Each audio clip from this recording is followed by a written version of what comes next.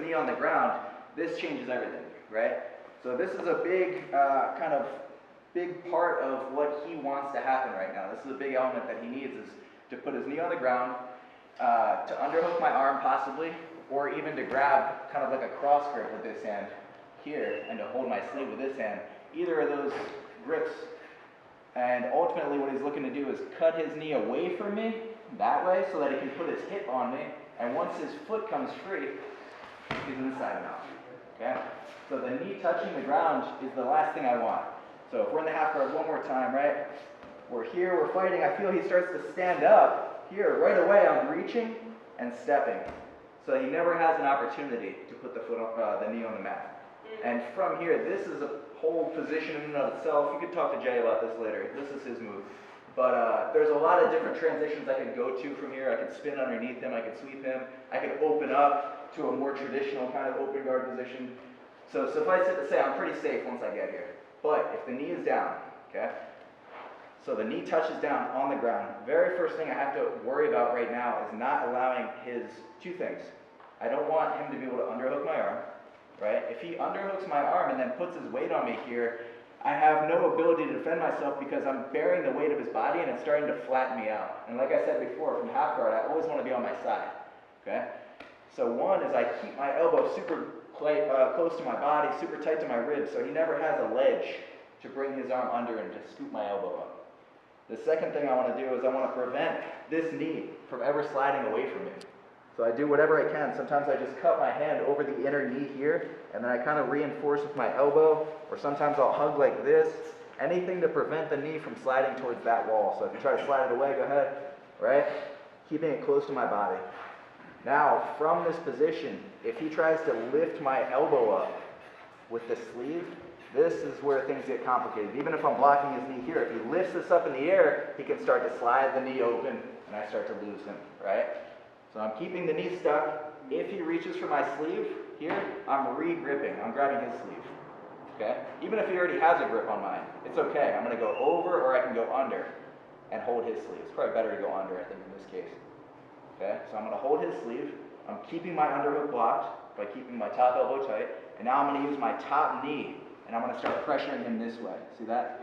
Just like a little Muay Thai knee. Boom, right in his butt. And then as soon as I see him post his hand on the ground, my hand can leave the knee and come around his waist. And now I'm basically just getting up to my knees behind the person, right? Whether I, get up and throw my hooks in and get full back control, or whether I just end up kind of alongside him, it doesn't really matter. As long as I'm getting on top and getting to a favorable position, I'm good to go.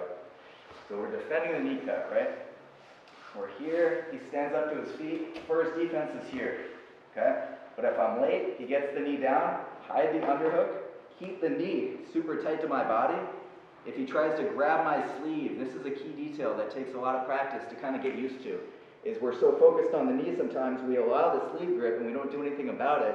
And as he starts to pull up, it becomes too late. You can see if you keep pulling up, like don't even slide your knee up, but pull the grip. See what happens to my shoulders? It naturally flattens me out. So to stay on my side, as soon as he grips, I have to right away dominate this grip. I'm keeping a downward pressure. I'm fighting him with this, okay? And now my top knee only, I'm going to launch the person. This is pretty aggressive knee. I have to make him post on his hand. The only hand he can post with, right? Because I still have this one. And then as soon as he posts, I come right to my knees here. So from shoulder to knee. Here. I'm not getting up to my elbow first. I'm not doing this, right? I knee him, and then I rotate. Boom, right to my knees. Okay? Now as soon as we end up in this position, a lot of the time I like to step my leg out from behind the person. Okay? If I leave my leg in the middle, there's actually a rolling knee bar you can go for. If he grabs through and rolls, he can actually catch me there. So I have to make sure I step my foot out of there. More advanced, but still working with it, right? So here, half guard, guy stands up. I try my block, I'm too late. He puts the knee down, hide the underhook, keep the knee from sliding. As he tries to grab, which he kind of has to, right? If he doesn't grab, he can't pass. He's got to grab my sleeve to pass, so I re-grip. I knee, boom, I hug around, I rotate to my knees. And then another thing I can do instead of stepping my leg all the way out is just kind of windshield over his foot.